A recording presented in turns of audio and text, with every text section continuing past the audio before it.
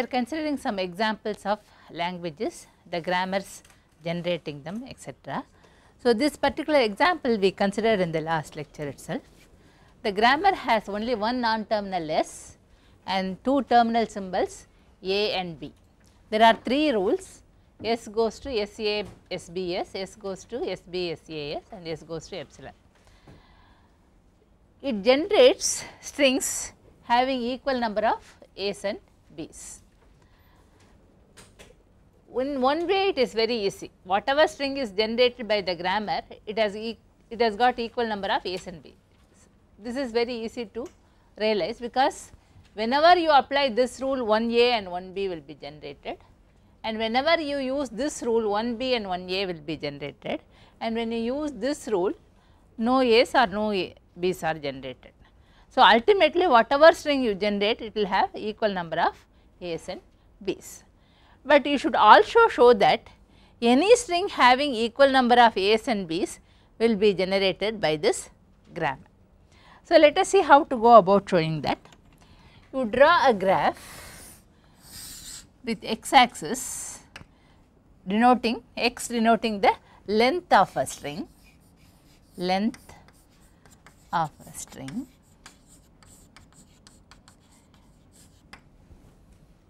and the right hand and the y axis, it denotes the number of A's minus the number of B's.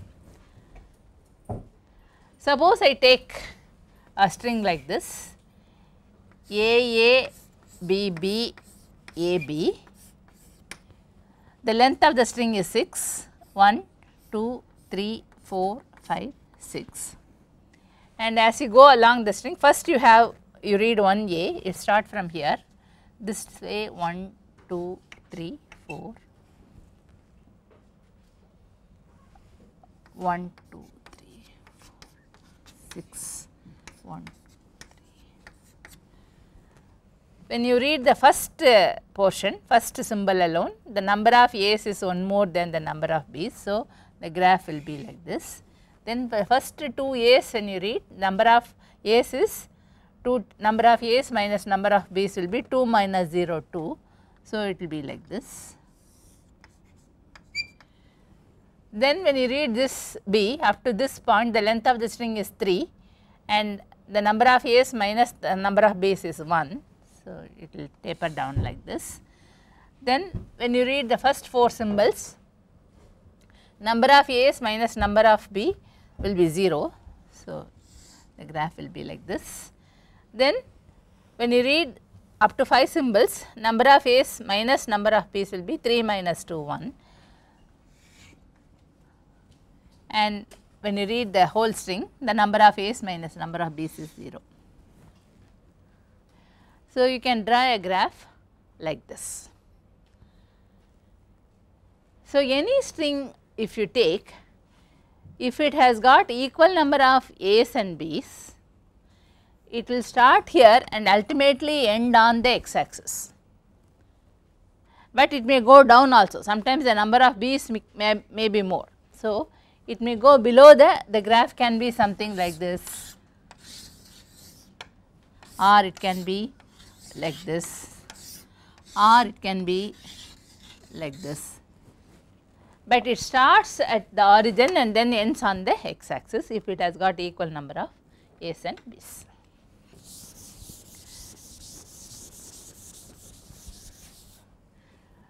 So, take W, again proof by induction,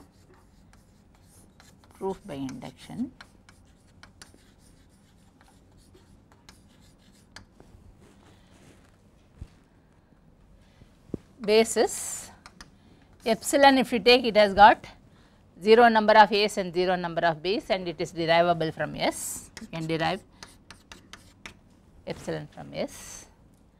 Then if you take strings of length A2, AB and BA are the strings of length 2 having equal number of A's and B's.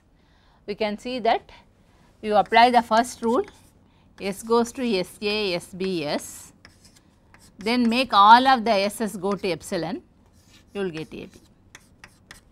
Make all the S's go to epsilon, you get AB. right. So, AB can be generated by the grammar, then S goes to SB, SAS, then make all the S's go to epsilon, you will get BA. So, BA also can be generated. So, the basis portion you have proved, that is strings epsilon A, B, BA can be generated. So, the induction portion, assume that the result holds up to strings of length n minus 1, prove for string of length n.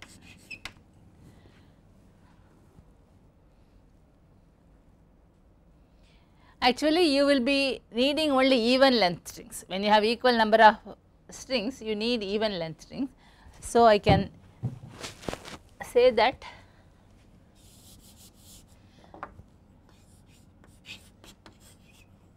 assume that the result holds up to strings for of length 2n minus 2, then you prove for strings of length 2n. Now, if you have a string W,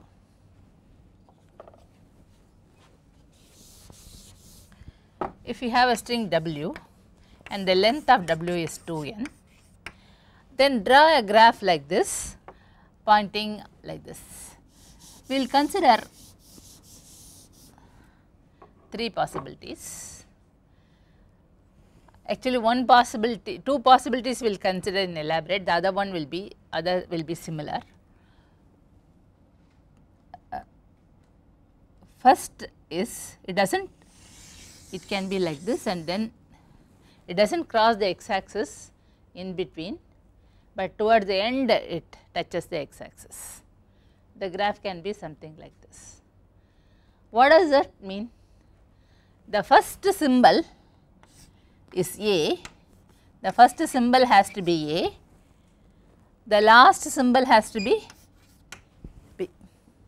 If the graph is like this, the first symbol has to be a, the last symbol has to be a B, and in between you have a string W1, and what can you say about the length of W1? In this case, W is of the form A W1B, and the length of W1 is 2n minus 2, right, and W1 has, because W has equal number of A's and B's, 1A you have taken out, 1B you have taken out, W1 has equal number of A's and B's.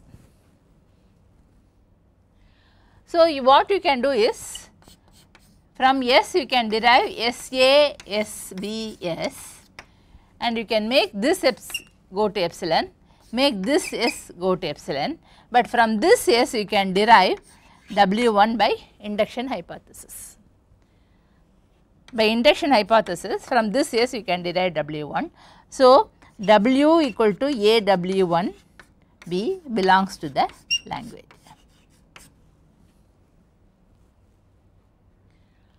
Okay. An exactly similar proof you can give if the graph is of this form. It does not cut the x axis, but it is below, it lies below the x axis. What does that mean? It means that the first symbol has to be a B, the last symbol has to be a right. So, in this case W you can write as BW2 A, and the length of W2 is 2n minus 2, and W2 has equal number of, W2 also has equal number of A's and B's. So, what you can do is you can start with S, derive SB SAS from this, and from this S derive epsilon, from this S derive epsilon, but from the middle S you derive W2. So, W equal to B W2A belongs to L of G. So, two cases we have considered, and two more cases we will consider.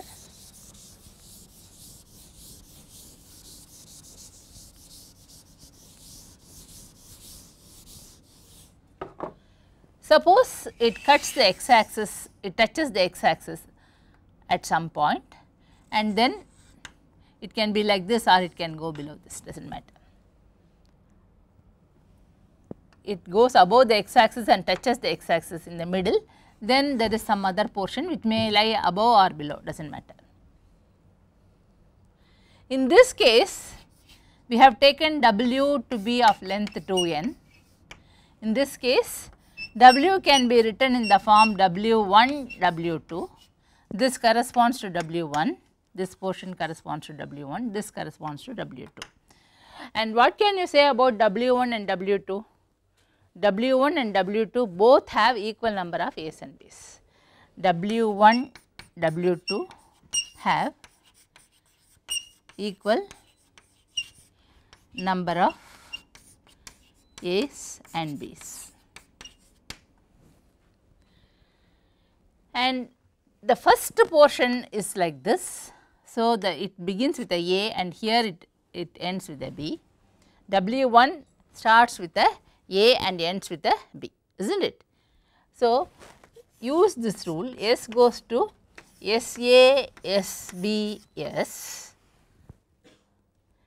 and make this S go to epsilon, and by induction hypothesis from this S you can derive W2, and W1 itself you can write as A W1 dash B, because this portion is like this. So, it has to start with a A and end with a B. So, from this S you can derive W1 dash. So, ultimately the string derived is A W1 dash B W2, which is nothing but W1 W2 or just W, and that belongs to the language. On the other hand, in a similar manner you can prove if the graph starts below the axis, at some point it reaches here, then there is another portion which is either above or below the x axis, that does not matter. You can give a similar argument, but the first rule you will be using is rule number 2 instead of rule number 1, because in this portion the first symbol will be a B and the last symbol will be a A. Okay. So, this way we can show that any string which is having equal number of A's and B's is derivable in this grammar. Now, let me take a particular string and derive it in different ways.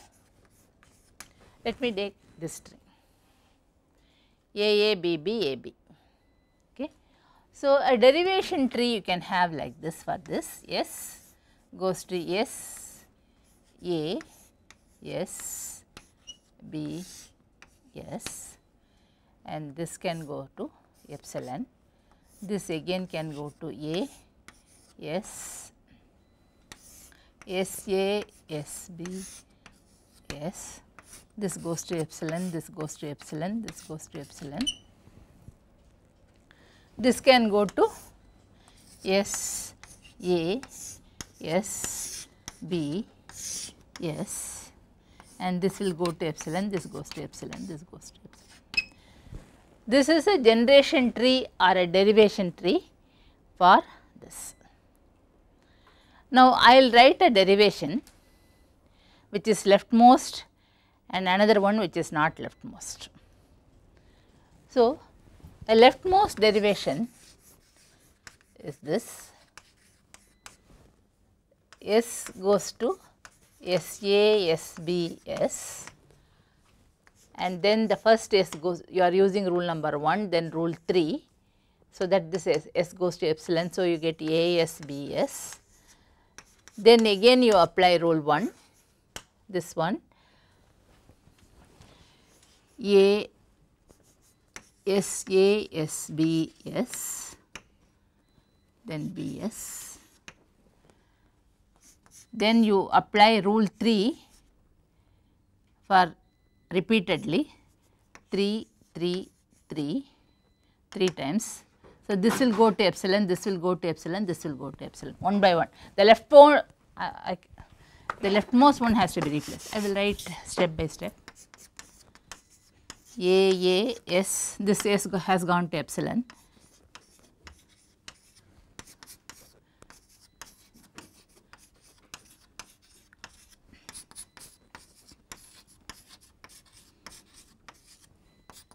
Now, this S is again expanded using rule 1.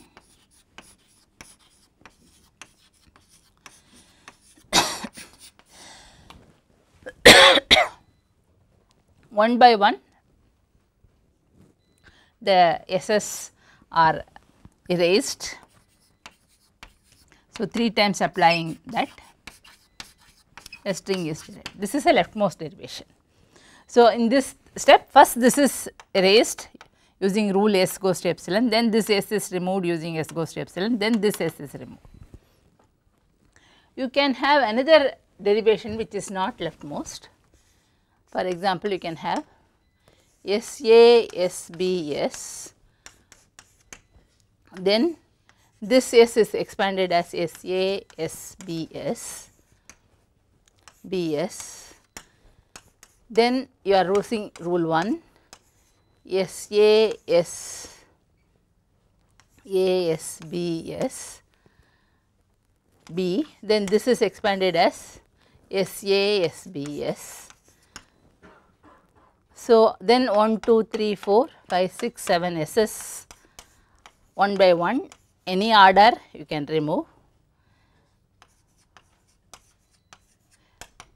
using rule 3, removed, and then you will get this is star.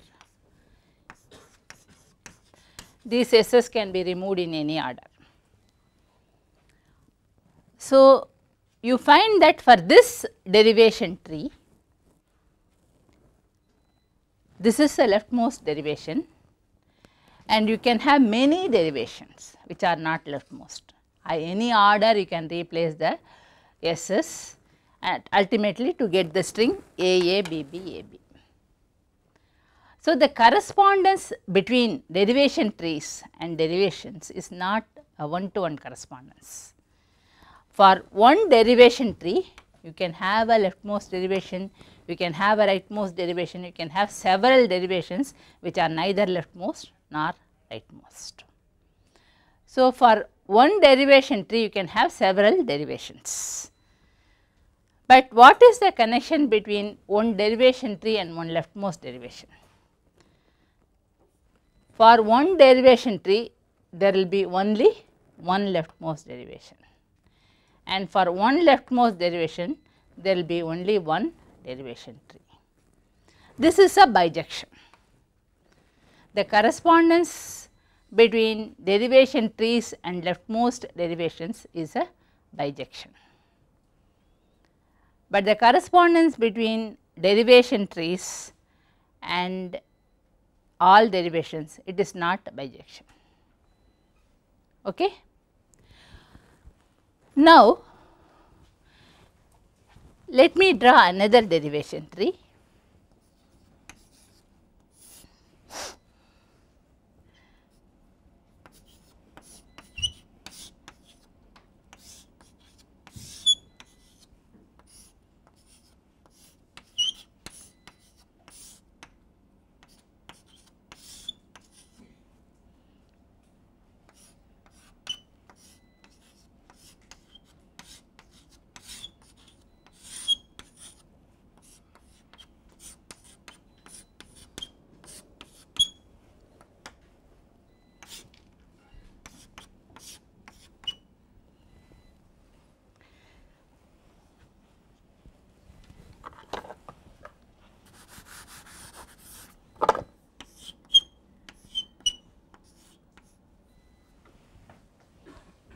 consider this derivation tree. What is the result of this derivation tree? What is the string derived here? You must read the leaves from left to right, epsilon you can omit. So, it will be A, B, B, A, B. What is the string? The same string, A, B, B is derived, right. But the derivation trees are different. Here in this leftmost derivation, what is the sequence of rules applied? 1, 3, 1, 3, 3, 3, 1, 3, 3, 3. This is a sequence in which you have applied the rules. Now, let me write the leftmost derivation for the other one, for this tree. Leftmost derivation. How do you apply? S derives SA, SB, S, that is rule 1. Then the first S is expanded, is not it? So, again you use rule 1, SA, SB, S, AS, BS, right. Then this S is removed. So, you get AS, BS, AS, BS, then this S is expanded. So, use rule 1, A, AS, B, A, SA, SBS, BS, AS, BS. Now, all these S's have to be removed one by one. The leftmost, first remove this, then remove this, then remove this, then remove this, then remove this, and so on. Okay. So, 6 times you can apply 3 and get AA, BB, AB. So, the sequence of rules you apply here is 1, 1, 3, 1, 3, 3, 3, 3, 3, 3. This is the leftmost sequence in which you have applied the rules. These two derivation trees, they generate the same string AA, BB, AB. Okay. Again, for this you may have one leftmost derivation, one rightmost derivation, several derivations which are neither leftmost nor rightmost, and so on. But the leftmost derivation corresponding to this is the sequence in which you apply rules like this, right. The leftmost derivation for this is this, and for this sequence of rules, for this leftmost derivation, this is the derivation tree. Okay. For this leftmost derivation, this cannot be the derivation tree. So, for this leftmost derivation, this is the derivation tree, and for this derivation tree, this is the leftmost derivation. So, it is a bijection. And similarly, for this derivation tree, this is the leftmost derivation, and for this leftmost derivation, that is the derivation tree in a bijection. Okay. So, having basically this idea, we will go on to consider what is ambiguity in context free grammars. So, next we go on to ambiguity in context free grammars or type 2 grammars. We saw how to parse English sentences. Let us take one English sentence and parse it. They are flying planes.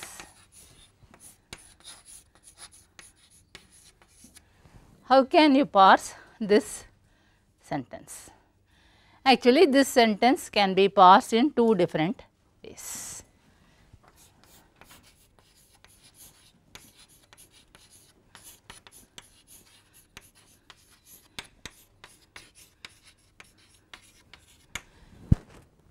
In one, you have like this, sentence goes to pronoun, verb phrase, pronoun goes to they, verb phrase goes to verb and noun phrase, verb goes to R, noun phrase goes to adjective and noun, noun goes to plain, adjective goes to flying. You can parse it in this way. In another way also you can parse this sentence, and that is start with S, pronoun, verb phrase, pronoun is replaced by they, but verb is replaced by verb and noun, noun goes to plains, verb itself auxiliary and participle, and it goes to R and fly. So, this sentence can be parsed in two different ways, and you can have two different derivation trees, and that gives you two different meanings. In this one, they refers to what? They refers to the plains. In this sentence, if you parse it in this way, they refers to the people in the plain, person sitting in the plain, they are flying planes.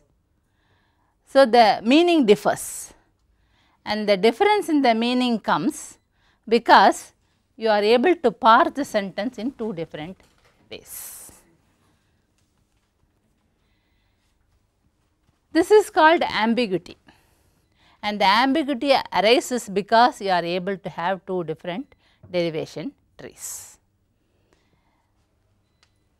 In general, when you write a grammar for a programming language, we will consider some expressions and so on, you would like to avoid ambiguity. Ambiguity has to be avoided because when you generate the code, if it is ambiguous, two types of codes can be generated and you do not know which is correct and so on. Sometimes that leftmost evaluation, left to right evaluation will take care of, even though the grammar is ambiguous, in any expression you know that it has to be evaluated from left to right, you put the restriction. Such restrictions will make the code unambiguous even though the grammar is ambiguous. We will come to that in a moment. So, the ambiguity or the meaning is different because you are having two different derivation trees, and because of the correspondence between leftmost derivation and derivation trees, ambiguity can be derived in terms of derivation trees or in terms of leftmost derivation, both are equivalent. So, you define like this.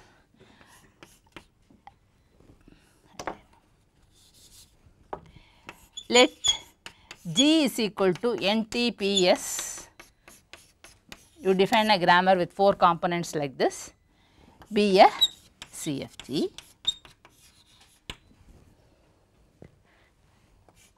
A word or a string, a word W belonging to LG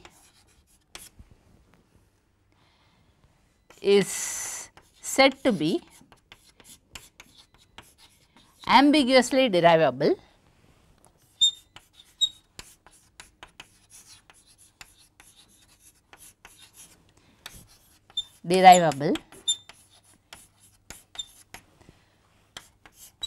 if there exists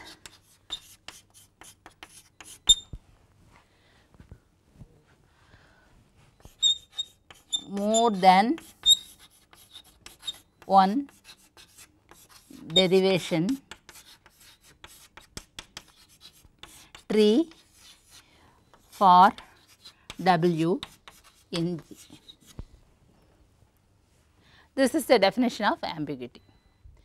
A word W belonging to LG is said to be ambiguously derivable if there exists more than one derivation tree for W in G. You could equally define it as, instead of derivation tree, more than one leftmost derivation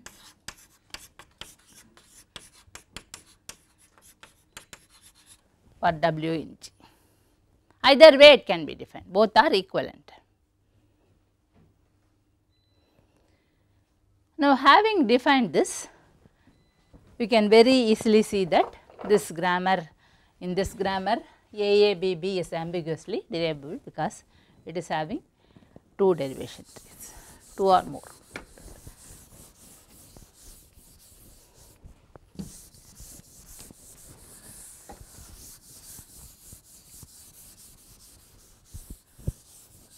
When do you say that a context free grammar is ambiguous? A CFG G is said to be ambiguous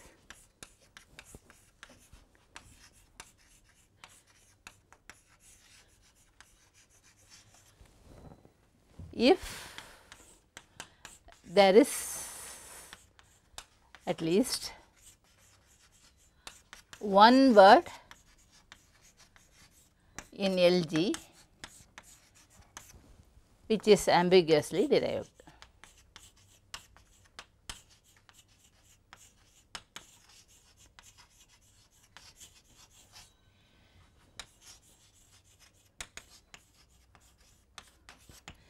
A CFG G is said to be ambiguous if there is at least one word W, it can be ambiguously derivable in that grammar. Otherwise, it is unambiguous. Otherwise, it is said to be unambiguous.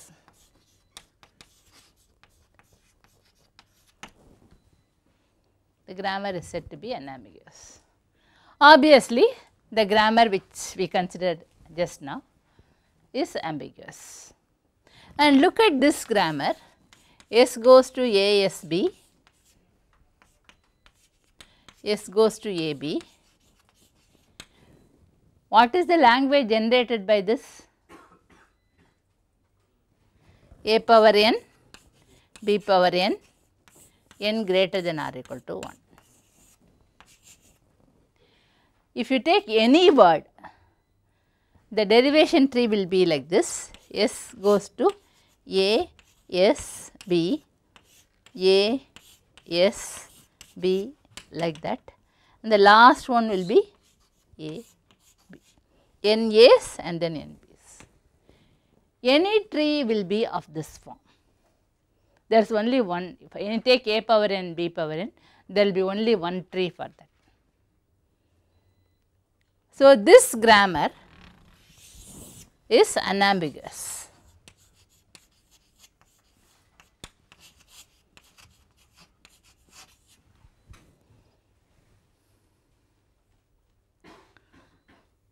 Okay. And another example is this one which we considered earlier, S goes to ASA, S goes to BSB, S goes to C. What is the language generated?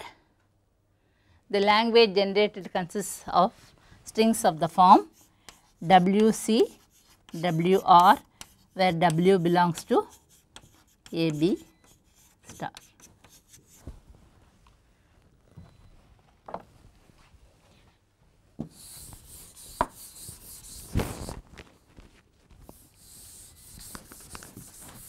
If you take any string in this, take for example ABB, C BBA, W C, then the reversal of this. Here the first symbol is A, you have to apply ASA, second symbol is B, so you have to apply BSB, third symbol is B, so you have to apply BSB. There will be only one derivation tree for each word.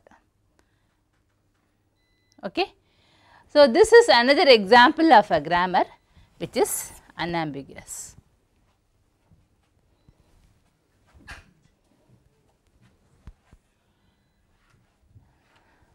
So, the problem with arithmetic expressions, compilers, it will come like this.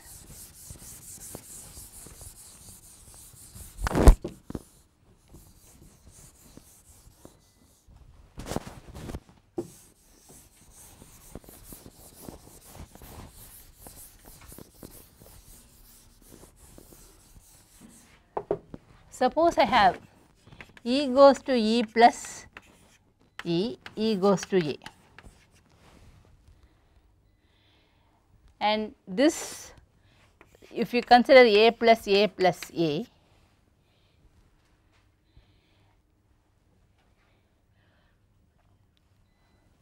or I will add one more rule.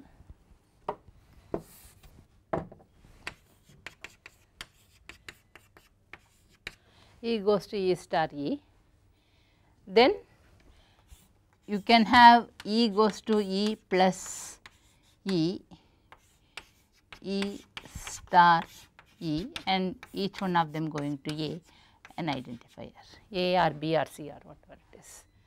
ID, and then ID can go to A, B, C. Maybe I can write like this.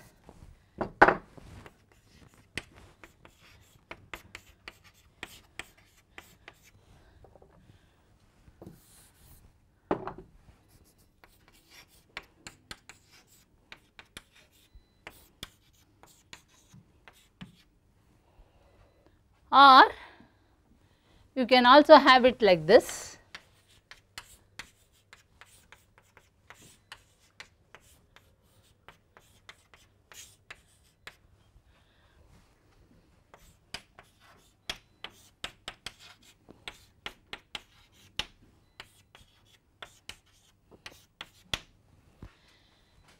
In both cases, the string derived is A plus B star C. This is the string derived. Now, if you evaluate this, suppose I say A is equal to 2, B is equal to 3 or C is equal to 4, A is equal to 2, B is equal to 3, C is equal to 4. This will be, first the star operation will be performed. So, B into C 12, then added to 2 it will give 14. Whereas, in this case A is 2, B is 3, they will be added first, that will be 5, 2 plus 5, 5 into C is 4, 5 into 4 20. So, the evaluation will be like this, star and 4 plus 2, 3. So, 5 multiplied by 4, and this way it will give 20. So, it is very essential, you cannot write a grammar like this. It is very essential that the grammar should be unambiguous. This is because the grammar is ambiguous, and for the same string A plus B star C you are having two different derivation trees, right. But you can have this grammar, and usually we while evaluating you say that star has higher priority than plus, and then the evaluation will be from left to right. If you put some more restrictions, this can be used, but without those restrictions these two represent different trees, and the evaluation will be, even though they as a string, the string generated is this A plus B star C, two types of evaluations become possible, that is two types of codes can be generated, which has to be avoided. So, we saw when a word is ambiguously derivable and when a grammar is said to be ambiguous. Now, let me consider this language A power n, n greater than or equal to a sequence of A's, A, like that. Look at this grammar, which is of type 3, S goes to A. There are two rules, S goes to AS and S goes to A. And this is a type 3 grammar, and it generates this language. Suppose I want to have the derivation tree for A power 5, say, it will be like this, AS, AS, AS, A, S, A. This generates A power 5. For A cubed, S goes to A, S, A, S, this generates A cube. So, any string a power n, if you take, there will be only one derivation tree. So, what can you say about this grammar? It is unambiguous.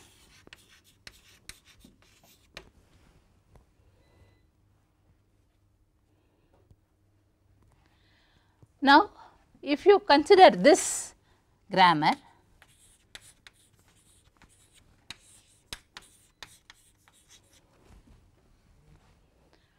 what is the language generated by this grammar?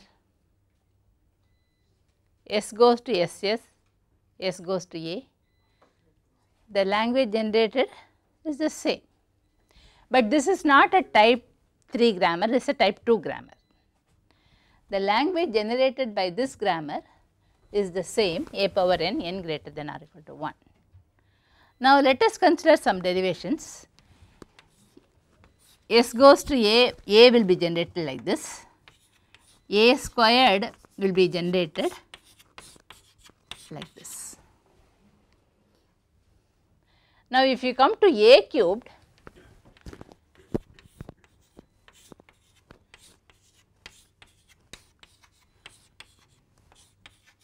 you can have a derivation tree like this, or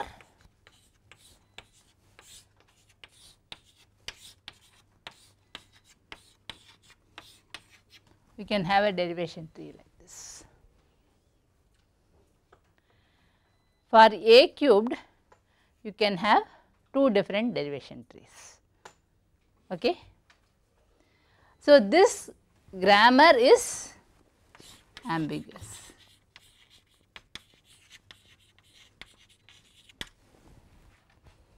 But the language generated is this, a power n, n greater than or equal to 1, for which you are having a grammar G1 which is unambiguous, another grammar G2 which is ambiguous.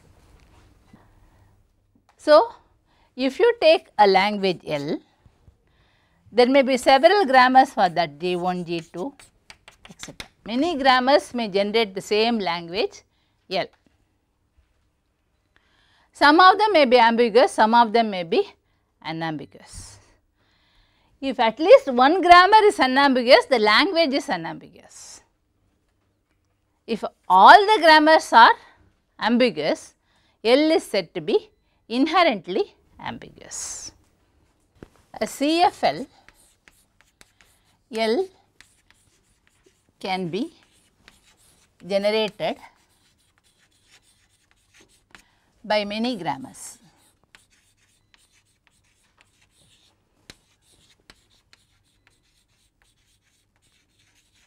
G1, G2, G3.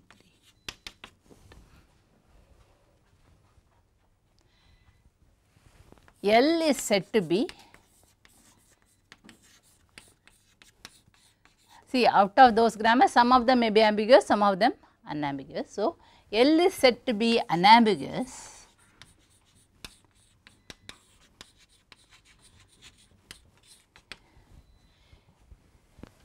if there is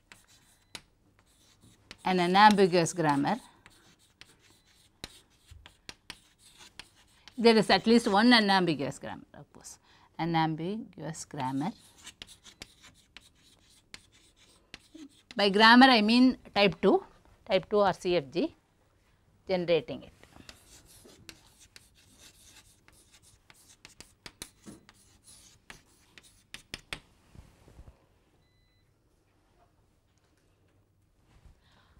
If all the grammars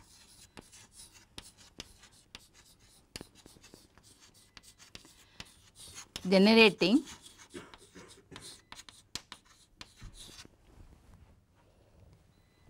L are ambiguous,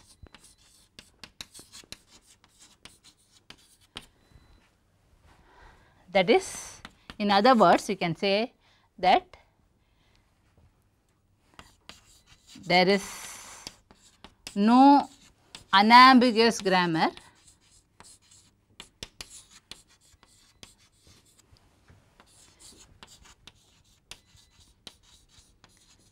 generating L,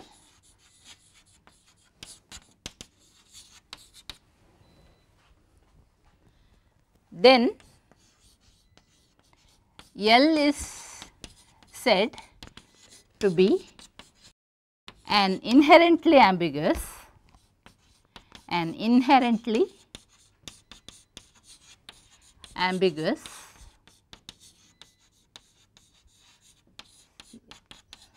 context free language. So, if there are several grammars generating L, if there is at least one which is unambiguous, the language is unambiguous. If all the grammars are ambiguous, the language is said to be inherently ambiguous. This language you take, there is one grammar which is unambiguous, there is one grammar which is ambiguous. So, it is unambiguous language, the language is unambiguous. There are inherently ambiguous context free languages. There are inherently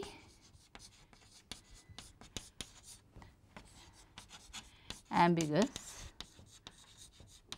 CF. Example is A power I, B power j, C power k, I j k greater than or equal to 1, I is equal to j or j is equal to k.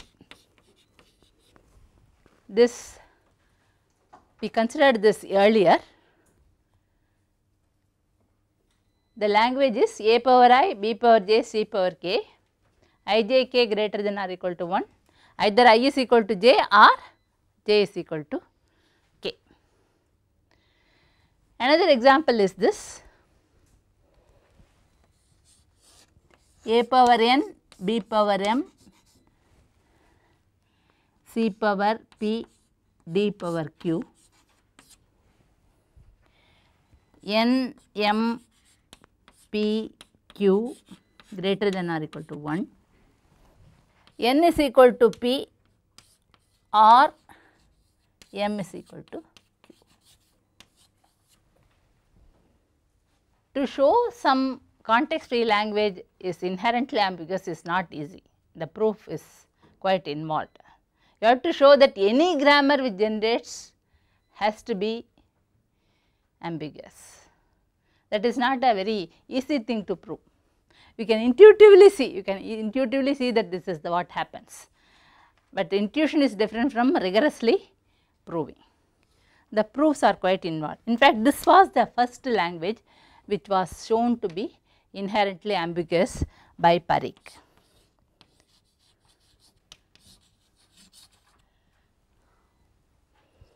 And then this was next, this was shown to be inherently ambiguous by Chomsky and Skutberger.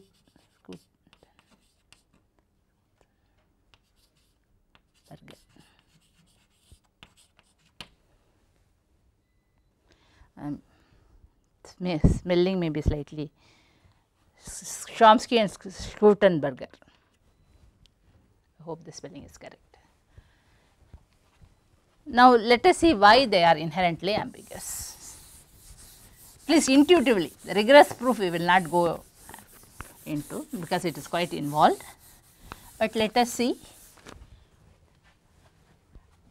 intuitively why it is inherently ambiguous. We have considered this in the last class: A power n, B power n, C power p, n p greater than or equal to 1. This is actually the first one, you can write like this: A power n, B power m, C power m, n m greater than or equal to 1. So, either this is equal to this is equal to this, or this is equal to this. So, the grammar will be S goes to S1, S goes to S2, and then S1 goes to S2, S3, which generates this portion. S2 goes to A, S2, B, S2 goes to AB,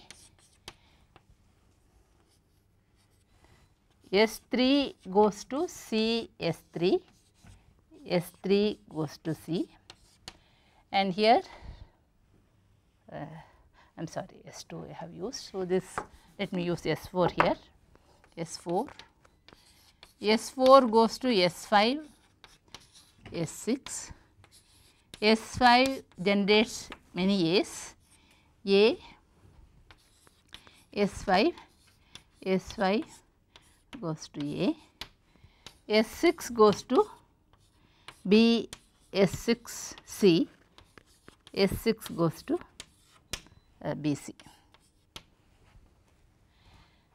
So, this portion generates this sort of strings and this portion generates this.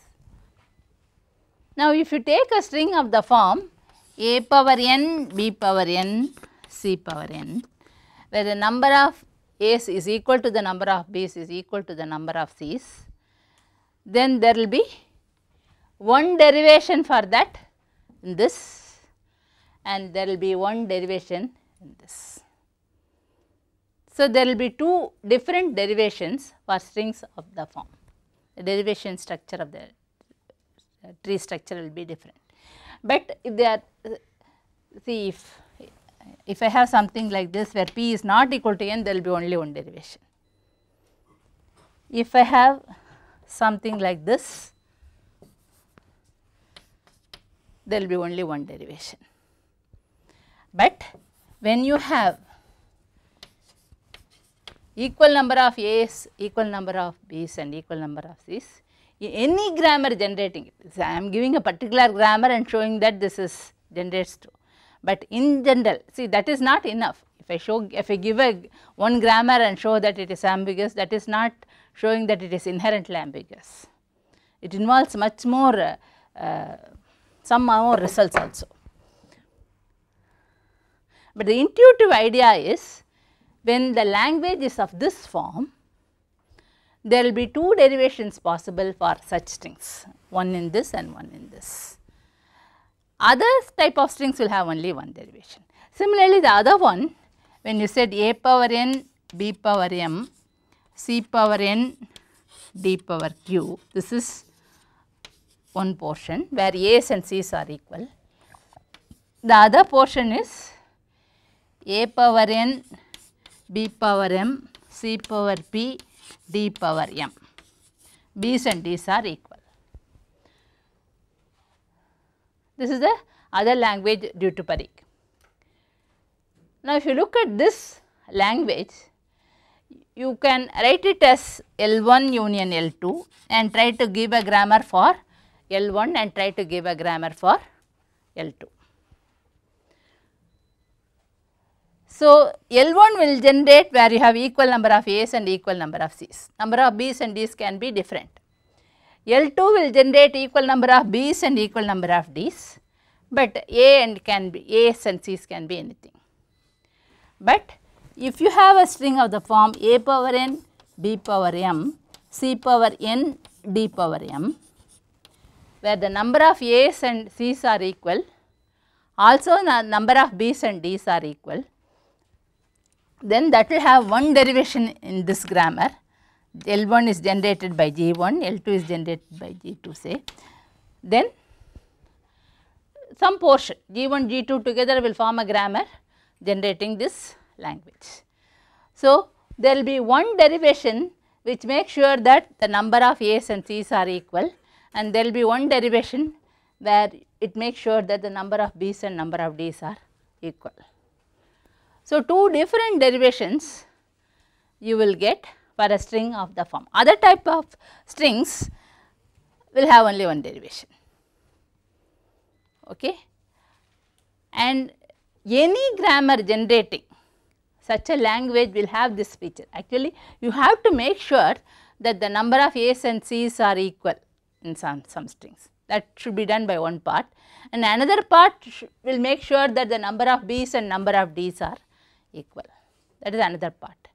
So, any grammar generating this will have this feature, and so this language is inherently. This is only an intuitive argument, it is not a proper argument. Proper argument is very lengthy and involved.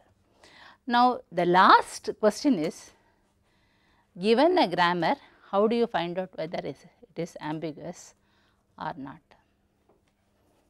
Suppose the grammar has 100 rules or 50 rules, how will you find out? How will you write an algorithm for this? Given a grammar, how do you find out whether it is ambiguous or not? The answer is, it is not possible to write an algorithm. Finding out whether a given grammar is ambiguous or not is an undecidable property. So, the last result we study, or again this we will prove later on towards the end of this course, it is undecidable to find whether a CFG is ambiguous or not.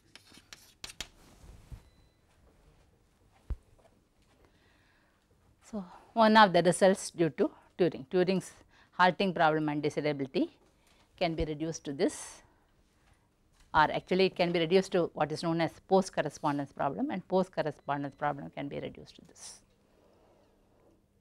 So, this is an undecidable problem. So, with this we have learnt a little bit about ambiguity. In the next class we shall see some reductions.